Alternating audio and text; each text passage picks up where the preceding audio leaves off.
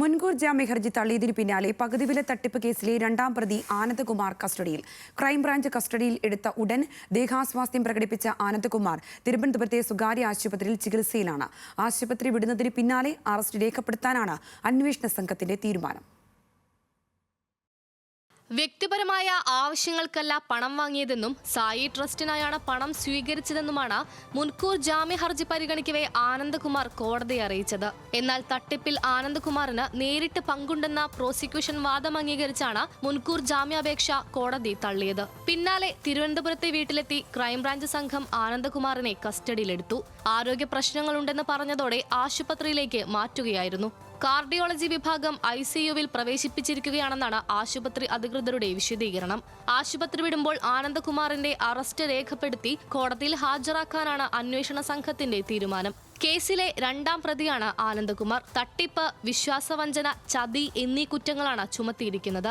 കള്ളപ്പണം വെളുപ്പിച്ചെന്ന കേസിൽ ആനന്ദകുമാറിന്റെ വീട്ടിലും സായി ട്രസ്റ്റിന്റെ ഓഫീസിലും ഉൾപ്പെടെ എൻഫോഴ്സ്മെന്റ് ഡയറക്ടറേറ്റ് പരിശോധന നടത്തിയിരുന്നു. ന്യൂസ് മലയാളം, തിരുവനന്തപുരം.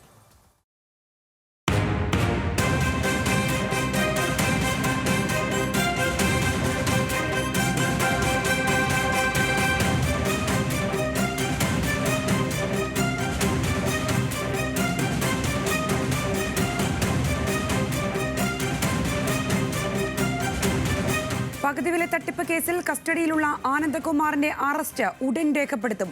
അറസ്റ്റ് ചെയ്യുന്നതിൽ തടസ്സമില്ലെന്ന് ഡോക്ടർമാർ അറിയിച്ചു.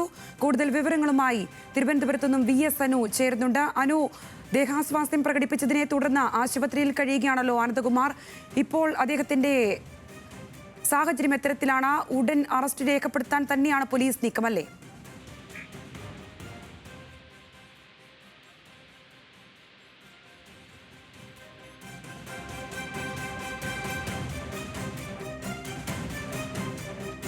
പകുതിവില തട്ടിപ്പ് കേസിൽ കസ്റ്റഡിയിലുള്ള ആനന്ദകുമാറിന്റെ ഉടൻ അറസ്റ്റ് രേഖപ്പെടുത്തുമെന്നാണ് ഏറ്റവും പുതിയ വിവരം ലഭിക്കുന്നത്. അറസ്റ്റ് ചെയ്യുന്നതിൽ തടസ്സമില്ലെന്ന് ഡോക്ടർമാർ അറിയിച്ചിട്ടുണ്ട്. VS അനു കൂടുതൽ വിശദാംശങ്ങൾ പങ്കുവെക്കും. അനു, വിവരങ്ങൾ. ആനന്ദകുമാറിന്റെ അറസ്റ്റ് അല്പസമയത്തിനകം രേഖപ്പെടുത്തും. അറസ്റ്റ് ചെയ്യുന്നതിൽ തടസ്സമില്ലെന്ന് അദ്ദേഹം ചികിത്സയിൽ കഴിയുന്ന ആശുപത്രിയിലെ ഡോക്ടർമാർ അറിയിച്ചു. അല്പസമയത്തിനകം അറസ്റ്റ് രേഖപ്പെടുത്തും.